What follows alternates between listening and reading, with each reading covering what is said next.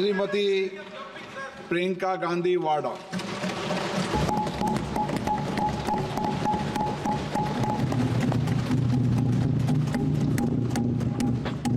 नमस्कार। माननीय अध्यक्ष महोदय जी, आज आपने मुझे इस सभा में बोलने का मौका दिया, इसके लिए मैं आपकी बहुत बहुत आभारी हूँ। सबसे पहले जो सुरक्षाकर्मी, जो जवान अफसर 13 दिसंबर को संसद की सुरक्षा के लिए शहीद हुए, उनके प्रति मैं श्रद्धांजलि व्यक्त करना चाहती हूँ। महोदय, हजारों साल पुरानी हमारी देश की, धर्म की एक पुरानी परंपरा रही है। ये परंपरा संवाद, चर्चा की रही है। एक गौरवशाली परंपरा है जो दर्शन ग्रंथों में, वेदों में, उपनिषदों में दिखती है। वाद विवाद और संवाद की हमारी पुरानी संस्कृति है। अलग अलग धर्मों में भी, इस्लाम में, सूफियों में, बौद्ध धर्म में, जैन धर्म में, सिख धर्म में भी ये वाद संवाद, ये चर्चा बहस, इसकी संस्कृति रही है।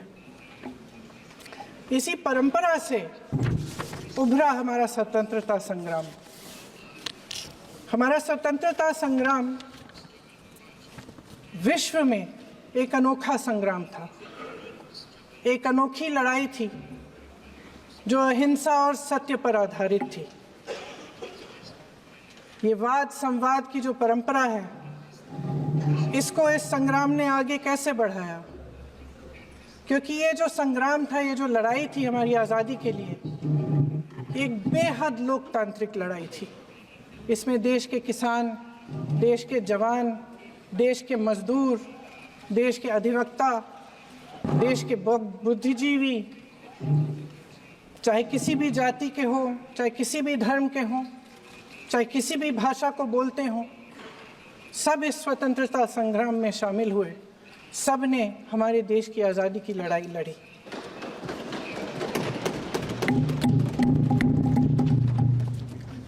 और उसी आज़ादी की लड़ाई से एक आवाज़ उभरी जो हमारी देश की आवाज़ थी। वो आवाज़ ही आज हमारा संविधान है। साहस की आवाज़ थी, हमारी आज़ादी की आवाज़ थी, और उसी की गूंज ने हमारे संविधान को लिखा और बनाया। ये सिर्फ एक दस्तावेज नहीं है। बाबा साहेब अम्बेडकर, मौलाना आज़ाद जी, राजगोपालाचारी जी और जवाहरलाल नेहरू जी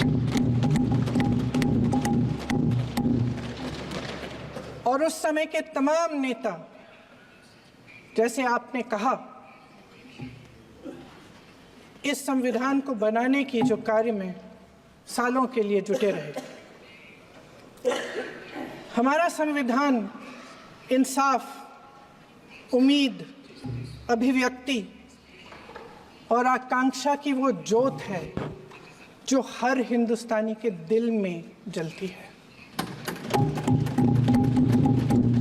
अध्यक्ष महोदय, इस ज्योत ने हर एक भारतीय को ये पहचानने की शक्ति दी कि उसे न्याय मिलने का अधिकार है, कि उसमें अपने अधिकारों के लिए आवाज़ उठाने की क्षमता है, कि जब वो आवाज़ उठाएगा तो सत्ता को उसके सामने झुकना पड़ेगा।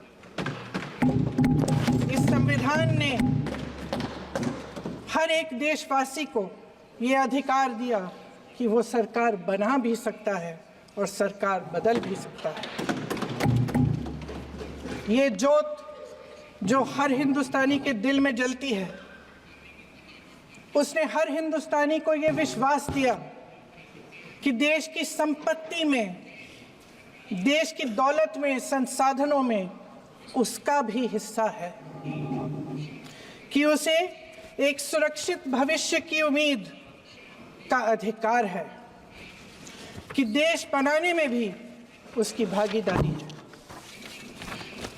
उम्मीद और आशा की ये जोत मैंने देश के कोने कोने में खुद देखी है।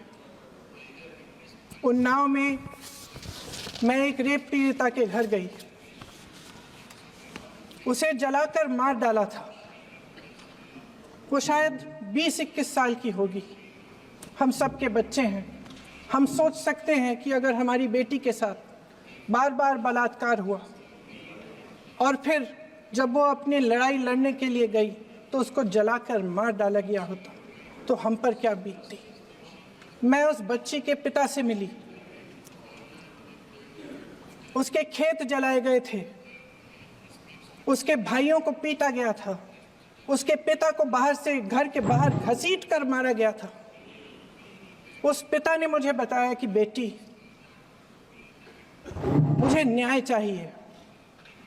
मेरी बेटी अपने एफआईआर को दर्ज करने के लिए जब जिले में गई तो उसको मना किया गया। अगले जिले में जाना पड़ा उसे। वो रोज सुबह 6 बजे उठकर तैयार होकर अकेली अपने मुकदमे को लड़ने के लिए अगले ज़िले में ट्रेन से जाती थी। उसके पिता ने मुझे कहा कि मैंने उससे कहा, बेटी अकेले मत जाओ, छोड़ दो ये लड़ाई। लेकिन उसकी बेटी ने उसको जवाब दिया कि नहीं पिताजी, मैं अकेली जाऊंगी, मैं लड़ूंगी, ये मेरी लड़ाई है, मैं इसको लड़ूंगी। ये लड़ने की क्षमता, ये हिम्मत उस लड़की को और करोड़ों भारत की नारियों को हमारे संविधान ने दी। आगरा में मैं अरुण वाल्मीकि के घर गई। अरुण वाल्मीकि पुलिस स्टेशन में काम करता था, सफाई का काम करता था। आप सोच सकते हैं हमारी तरह उसका भी परिवार था। नई नई शादी हुई थी, 2-3 महीनों का बच्चा था। पुलिस स्टेशन में चोरी हो गई। चोरी का इल्जाम उस पर लगाया गया। उसके पूरे परिवार को उठाकर पुलिस स्टेशन में ले गए। आप हंस रहे हैं, लेकिन ये गंभीर बात है। और क्या गंभीर बात। शर्म करो, शर्म। अरुण वाल्मीकि को पीट पीट के मार डाला, उसकी बीवी को पीटा, उसके पिता के नाखून निकाले, उसके पूरे परिवार को पीटा गया। जब मैं उस जवान महिला से मिलने गई जो अभी अभी विधवा हुई थी, तो उसने मुझे कहा कि दीदी, हमें सिर्फ एक चीज़ चाहिए, हमें न्याय चाहिए और हम इस न्याय के लिए लड़ते रहेंगे, चाहे कुछ भी हो जाए। ये हिम्मत उस महिला को हमारे संविधान ने दी।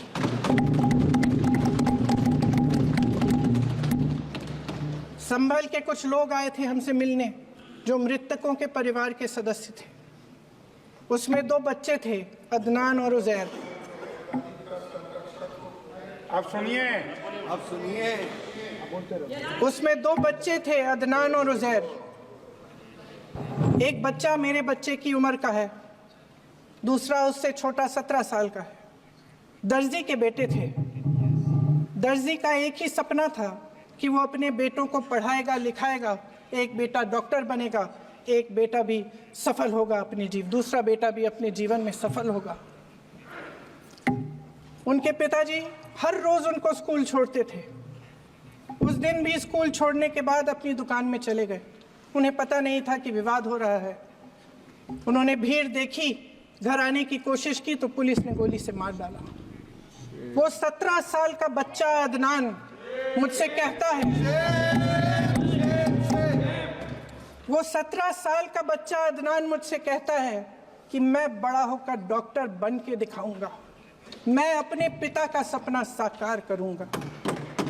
ये सपना, ये आशा उसके दिल में हमारे संविधान ने डाली। अध्यक्ष महोदय, हमारे देश के करोड़ों देशवासियों के संघर्ष में, अपने अधिकारों की पहचान में, इनकी कठिन से कठिन परिस्थितियों से लड़ने की अपार हिम्मत में और देश से न्याय की अपेक्षा में हमारे संविधान की ज्योत जल रही है। मैंने हमारे संविधान की ज्योत को जलते हुए देखा है और इसके साथ साथ ये भी समझा है कि हमारा संविधान एक सुरक्षा कवच है। एक ऐसा सुरक्षा कवच है जो देशवासियों को सुरक्षित रखता है, न्याय का कवच है, एकता का कवच है और अभिव्यक्ति की आज़ादी का कवच है। दुख की बात यह है कि मेरे सत्ता पक्ष के साथी जो बहुत बड़ी बड़ी बातें करते हैं, इन्होंने इन 10 सालों में ये सुरक्षा कवच, सत्ता पक्ष के मेरे साथियों ने ये सुरक्षा कवच तोड़ने का पूरा प्रयास किया है। संविधान में सामाजिक, आर्थिक और राजनीतिक न्याय का वादा है। ये वादा एक सुरक्षा कवच है जिसको तोड़ने का काम शुरू हो चुका है। लैटरल एंट्री और निजीकरण के जरिए ये सरकार आरक्षण को कमजोर करने का काम कर रही है।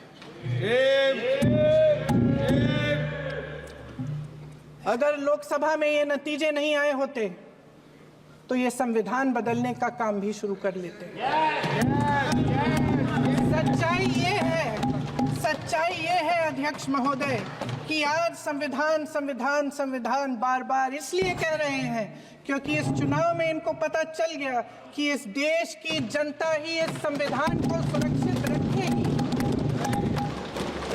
कि इस चुनाव में हारते हारते जीतने से इन्हें एहसास हुआ कि ये संविधान बदलने की बात इस देश में नहीं चलेगी।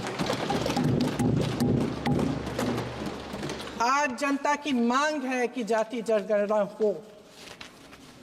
सत्ता पक्ष के मेरे साथी ने इसका जिक्र किया। ये जिक्र भी आज इसलिए हो रहा है क्योंकि चुनाव में ये नतीजे आए। ये जाति जनगणना इसलिए जरूरी है ताकि हमें पता चले कि किसकी क्या स्थिति है और नीतियां उस हिसाब से बने। इनकी गंभीरता का प्रमाण ये है कि जब चुनाव में पूरे विपक्ष ने जोरदार आवाज उठाई कि ये जाति जनगणना होनी चाहिए, तो इनका जवाब देखिए। इनका जवाब भैंस भाग भैंस चुरा लेंगे, मंगलसूत्र चुरा लेंगे, इनका ये जवाब था। ये गंभीरता है इनकी जाति जनगणना पर। महोदय, हमारे संविधान ने आर्थिक न्याय की नींव डाली, किसानों, गरीबों और को जमीन बांटी, भूमि सुधार किया, जिसका नाम लेने से कभी कभी आप झिझकते हैं और कभी कभी उनका नाम धड़ाधड़ इस्तेमाल किया जाता है अपने आप को बचाने के लिए। उन्होंने HAL, BHEL, SAIL, GAIL, ONGC, NTPC, railways, IIT, IIM, oil refineries, तमाम PSU बनाए। अध्यक्ष महोदय, उनका नाम पुस्तकों से मिटाया जा सकता है, उनका नाम भाषणों से मिटाया जा सकता है, लेकिन जो उनकी भूमिका रही इस देश की आज़ादी के लिए और इस देश के निर्माण के लिए, वो इस देश में से कभी मिटाया नहीं जा सकता। 75 सालों में जनता का भरोसा रहा कि नीतियां बनेंगी तो जनता की भलाई के लिए बनेंगी। जल जंगल जमीन का अधिकार मिला आदिवासी भाई बहनों को। इंदिरा जी ने बैंकों का राष्ट्रीयकरण करवाया, खदानों का राष्ट्रीयकरण कराया। कांग्रेस और यूपीए की सरकारों में शिक्षा का, भोजन का अधिकार मिला। 75 सालों में जनता का भरोसा मिला। पहले संसद चलती थी तो जनता की उम्मीद होती थी कि सरकार महंगाई और बेरोजगारी पर चर्चा करेगी, कोई उपाय निकालेगी, कोई रास्ता निकालेगी। लोग मानते थे कि अगर कोई नई आर्थिक नीति बनेगी तो देश की अर्थव्यवस्था को मजबूत बनाने के लिए बनेगी, तो भारतीय बाजार को मजबूत बनाने के लिए बनेगी, उनके भविष्य को मजबूत बनाने के लिए बनेगी। किसान और आदिवासी भाई बहन भरोसा करते थे कि यदि जमीन के कानून में संशोधन होगा तो उन्हीं की भलाई के लिए होगा। आप नारी शक्ति की बात करते हैं, आज चुनाव की वजह से शायद इतनी बातचीत हो रही है नारी शक्ति के बारे में, क्योंकि हमारे संविधान ने महिलाओं को ये अधिकार दिया, उनकी शक्ति को परिवर्तित किया वोट में। और आज आपको पहचानना पड़ रहा है कि महिलाओं के बिना, कि नारी शक्ति के बिना ये सरकारें नहीं बन सकती हैं। इसीलिए आज आप नारी शक्ति की बातें दोहरा रहे हैं। जो आप नारी शक्ति का अधिनियम लाए हैं उसको लागू क्यों नहीं करते? वो 10 साल बाद लागू क्यों होगा? क्या आज की नारी 10 साल इंतजार करेगी उसके लागू करने के लिए? क्या बात है, क्या बात है।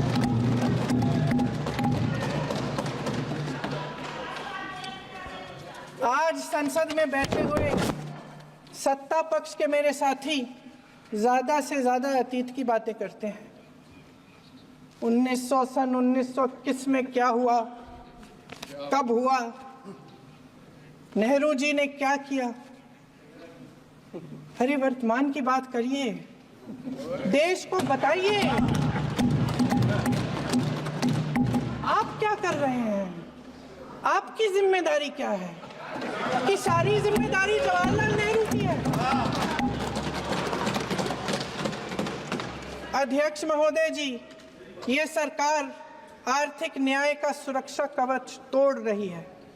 आज संसद में बैठी ये सरकार बेरोजगारी और महंगाई से जूझ रही हमारी जनता को क्या राहत दे रही है?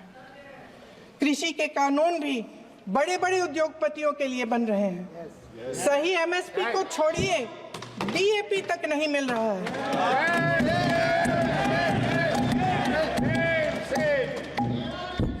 वायनाड से लेकर ललितपुर तक इस देश का किसान रो रहा है। आपदा आती है तो उसको कोई राहत नहीं मिलती। भगवान भरोसे है आज इस देश का किसान, उसको छोड़ दिया गया है। आज हिमाचल में देखिए, जितने भी कानून बने हैं वो सब बड़े बड़े उद्योगपतियों के लिए बन रहे हैं। हिमाचल में जो सेब उगता था, उसके जो छोटे छोटे किसान हैं वह रो रहे हैं, क्योंकि एक व्यक्ति के लिए सब कुछ बदला जा रहा है। सुनने की हिम्मत रखो।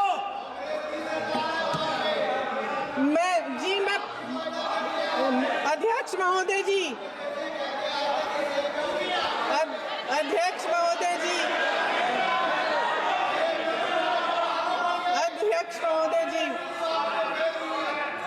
महोदय जी, अडानी जी को सारे कोल्ड स्टोरेज प्रदेश की सरकार ने नहीं दिए। अडानी जी को सारे कोल्ड स्टोरेज आपकी सरकार ने दिए। देश देख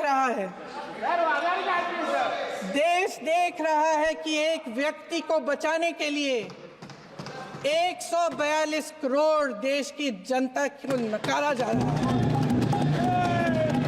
सारे बिजनेस, सारे संसाधन, सारी दौलत, सारे मौके एक ही व्यक्ति को सौंपे जा रहे हैं। सारे बंदरगाह, एयरपोर्ट्स, सड़कें, रेलवे का काम, कारखाने, खदाने, सरकारी कंपनियां सिर्फ एक व्यक्ति को दी जा रही है। जनता के मन में हमेशा ये विश्वास होता था कि अगर कुछ नहीं है तो संविधान हमारी सुरक्षा करेगा, मगर आज आम लोगों के बीच ये धारणा बनती चली जा रही है कि सरकार सिर्फ अडानी जी के मुनाफे के लिए चल रही है। देश में बहुत तेजी से गैर बराबरी बढ़ रही है। जो गरीब है वो और गरीब हो रहा है, जो अमीर है वो और अमीर हो रहा है। इस सरकार ने आर्थिक न्याय की भी सुरक्षा कवच तोड़ दिया है। राजनीतिक न्याय की जब बात होती है, मेरे सत्ता पक्ष के साथी आज खड़े हुए और तमाम गिनती करने लग गए कि ऐसा हुआ वैसा हुआ, 1975 में जो हुआ, तो सीख लीजिए ना आप भी। सीख लीजिए। आप भी अपनी गलतियों के लिए माफी मांग लीजिए। आप भी बैलेट पे चुनाव कर लीजिए। आप भी बैलेट पे चुनाव कर लीजिए। दूध का दूध, पानी का पानी हो जाएगा। आप राजनीतिक न्याय की बात करते हैं, सरकारों को पैसों के बल पर गिरा देते हैं।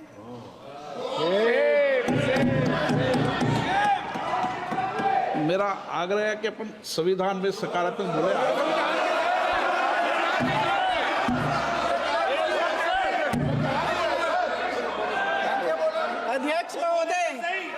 अध्यक्ष महोदय, सत्ता पक्ष के हमारे साथी ने एक उदाहरण दिया उत्तर प्रदेश की सरकार का, तो मैं भी एक उदाहरण दे देती हूँ महाराष्ट्र की सरकार का। मैं भी एक उदाहरण दे देती हूँ हिमाचल की सरकार को तोड़ने की कोशिश किसने की, पैसों के बल पे की, गोवा की सरकार। तमाम उदाहरण राजस्थान की। क्या ये सरकारें जनता ने नहीं चुनी थी? क्या संविधान इन पर लागू नहीं था? पूरी देश की जनता जानती है कि इनका हंसती है, जानती है कि इनके यहाँ तो वॉशिंग मशीन है।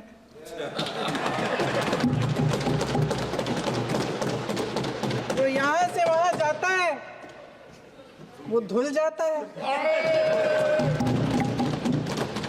इस तरफ दाग, उस तरफ स्वच्छता। और मेरे कई ऐसे साथी हैं जो इस तरफ होते थे उस तरफ चले गए, मुझे दिख भी रहे हैं, वॉशिंग मशीन में शायद धुल गए हैं। अध्यक्ष महोदय, जहां भाईचारा और अपनापन होता था, जहां हमारे संविधान ने एकता का सुरक्षा कवच दिया था, वहां शक और घृणा के बीज बोए जा रहे हैं। एकता का सुरक्षा कवच तोड़ा जा रहा है।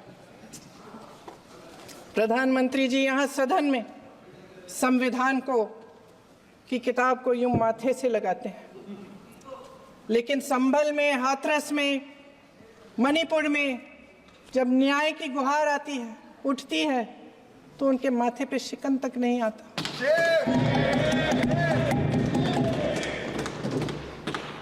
शायद समझ नहीं पाए हैं कि भारत का संविधान संघ का विधान नहीं है।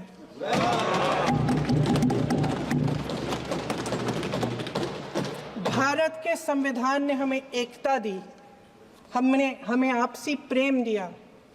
उस मोहब्बत की दुकान जिस पर आपको हंसी आती है, उसके साथ करोड़ों देशवासी चले। करोड़ों देशवासियों के दिल में एक दूसरे के लिए प्रेम है, घृणा नहीं है।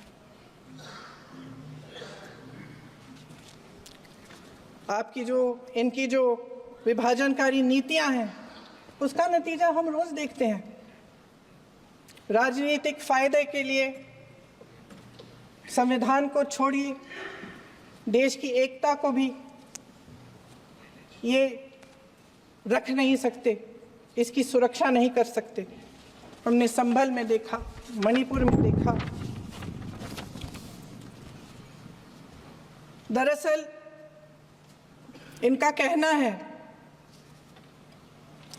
कि अलग अलग इस देश के अलग अलग हिस्से हैं। कैमरा।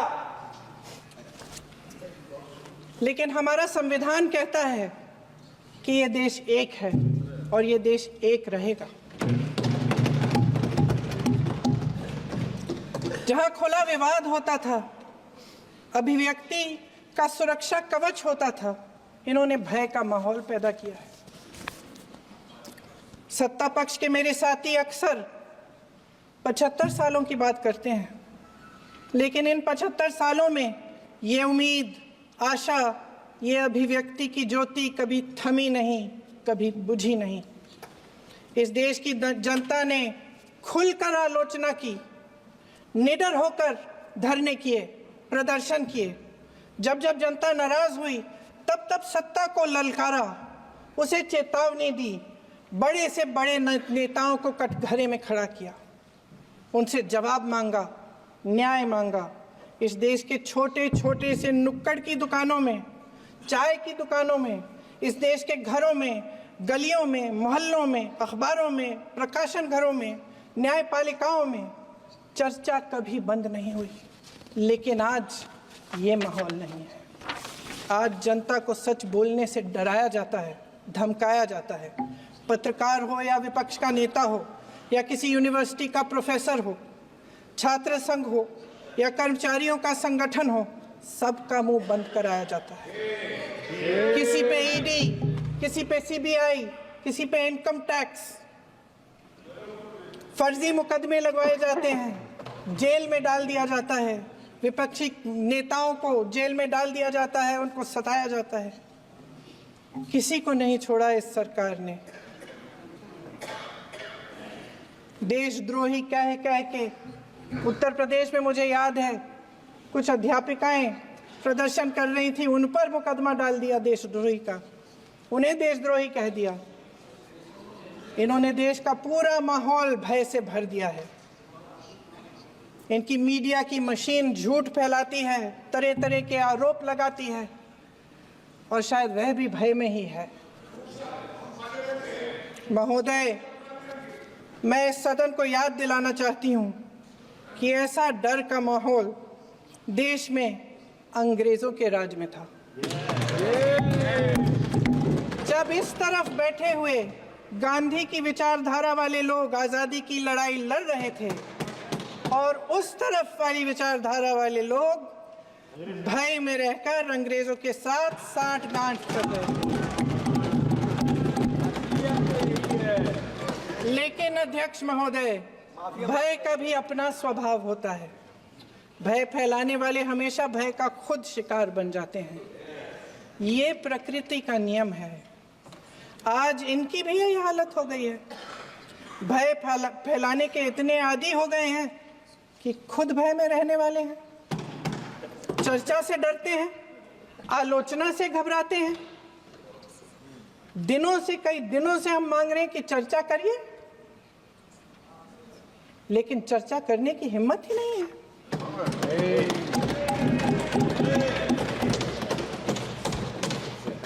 एक कहानी होती थी अध्यक्ष महोदय, शायद बचपन में आपने भी सुनी होगी। राजा भेष बदलकर बाजार में आलोचना सुनने जाता था। ये सुनने जाता था कि प्रजा मेरे बारे में क्या कह रही है, मैं सही रास्ते पे चल रहा हूं कि नहीं। लेकिन आज का राजा, भेष तो बदलते हैं आज के राजा, शौक तो है उनको भेष बदलने का, लेकिन ना जनता के बीच जाने की हिम्मत है और ना आलोचना सुनने की। महोदय, मैं तो सदन में नहीं हूं।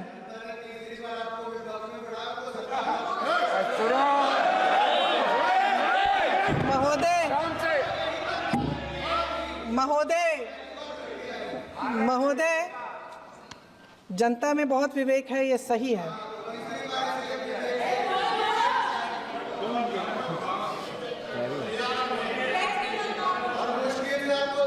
अच्छा महोदय, मैं सदन में नहीं हूँ,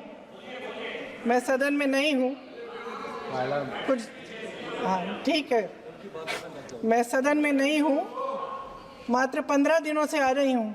लेकिन मुझे ताज्जुब होता है कि इन 15 दिनों में इतनी बड़े इश्यूज हैं, इतनी बड़ी बातें हैं, प्रधानमंत्री जी मात्र एक दिन के लिए शायद 10 मिनट के लिए दिखे हैं सदन।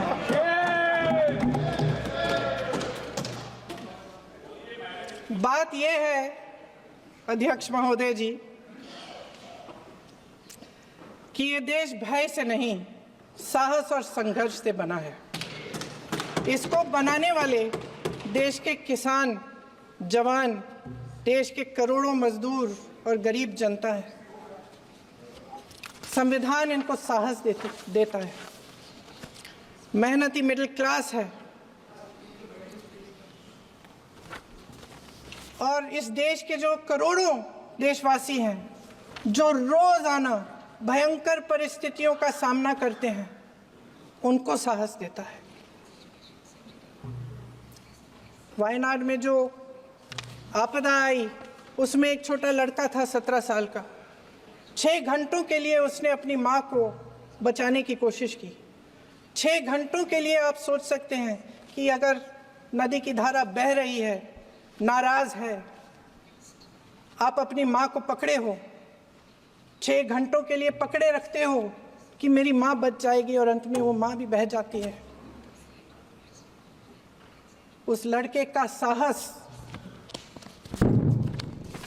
उन महिलाओं का साहस जो पीड़ित हैं लेकिन फिर भी अपनी लड़ाई लड़ रहे हैं, उन संभल के बच्चों का साहस जिनके पिताजी अभी अभी गुजर गए लेकिन फिर भी उनके सपनों को साकार करने की हिम्मत है, उनका साहस है, वो साहस इस संविधान ने दिया है।